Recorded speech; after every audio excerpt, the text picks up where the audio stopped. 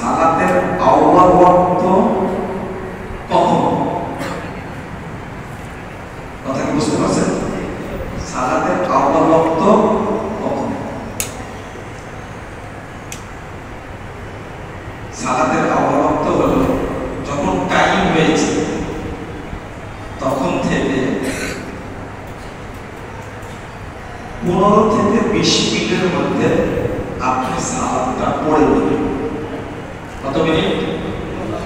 15 থেকে 20 মিনিট এর মধ্যে সালাতটা পড়ে দিবেন।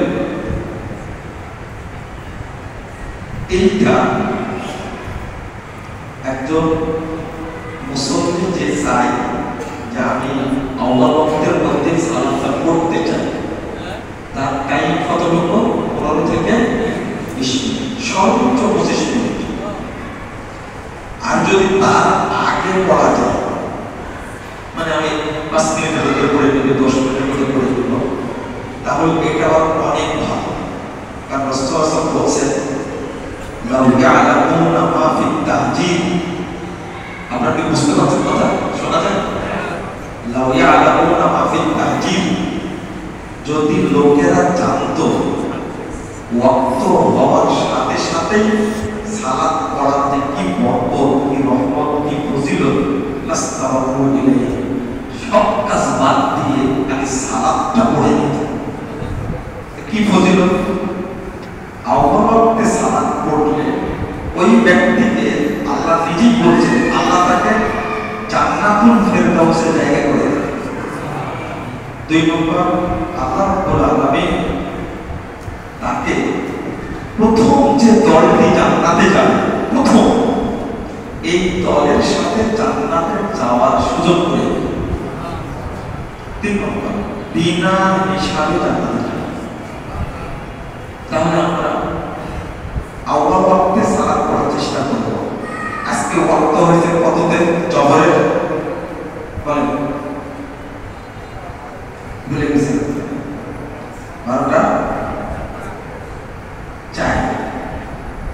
4 ওয়াক্ত হয়েছে। তাহলে আপনারা 12:30টার মধ্যে জামাত পড়বেন। মনে করেন উদাহরণ দিয়ে বোঝান, 3:27 3:30টায় আসর হচ্ছে, 4টা বা 4:45টার মধ্যে আমরা সালাতটা কি করে নেবেন? আসর পড়ে নেব।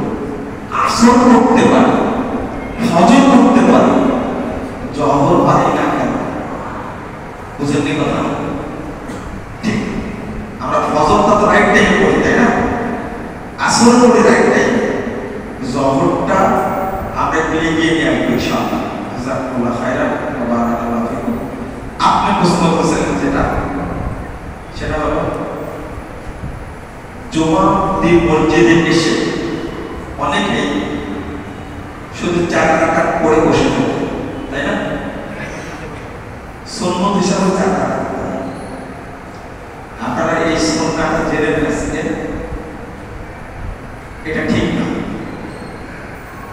জুমার দিন যখন আসলেন তখন থেকে নিয়ে ইমাম খুতবা শুরু হওয়ার আগ পর্যন্ত 2 রাকাত করে যত রাকাত ইচ্ছা তত রাকাত পড়তে পারবেন।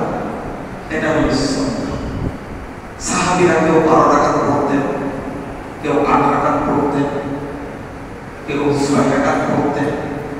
জুমার আগে নির্দিষ্ট কোনো সালাত নেই। প্রথম পড়বেন 2 রাকাত কি? তাহিয়াতুল মসজিদ। মসজিদে সরাসরি এসে বসে পড়া, এটা কাবিরা গুনাহ। কি গুনাহ? কাবিরা গুনাহ।